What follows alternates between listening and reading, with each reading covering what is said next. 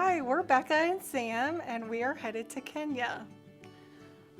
We'll be involved in ministry in Kenya. Personally, I'll be involved in disciple making movement and leadership development within CCC churches in Kenya. And I anticipate being involved in teaching at an international school in Kenya or possibly working with a local ministry to special education children. I've served in mission for quite a long time. I'll say about 15 years. I grew up in a little tiny village in Kenya, and I grew up going to church until my last year in high school. That's when I gave my life to Christ, and I went to a seminary school in the city in Nairobi, and I was trained to be a pastor. That's what I wanted to be. And then we planted a church in the city, and I was involved in teaching pastoral ministry, and I was appointed as a pastor. And so I've served about 5 years in a church, and then the Lord called me for a long-term mission, and I was involved in disciple making and church planting and leadership development. My whole extended family, I grew up with aunts and uncles being missionaries in different parts of the world.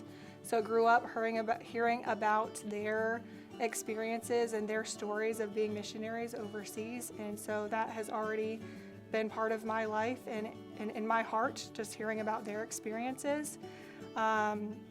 I also had an opportunity to travel to Kenya as a single woman to teach internationally. I'm excited, of course. I'm excited. It's my home, and I'm excited, like going back and just having the sense of community, which I miss a lot. And I'm excited going back and just having that community, meeting people.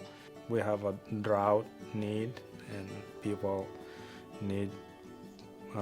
It's an emergency right now, so people need food and people need water. We would love for you all to come alongside us and pray for us as we start this journey of support raising and preparing to go back to Kenya. Some specific things that you can be praying for are just in general the support raising process. We do need to raise a set amount of funds to be able to return to Kenya and do ministry.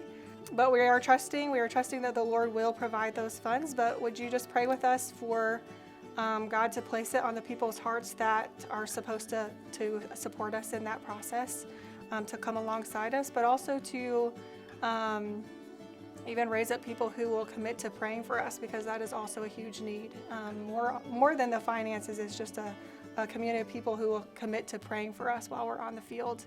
So just preparation for our hearts, but also for my family, my extended family, as we say goodbye and learn to communicate together over different continents.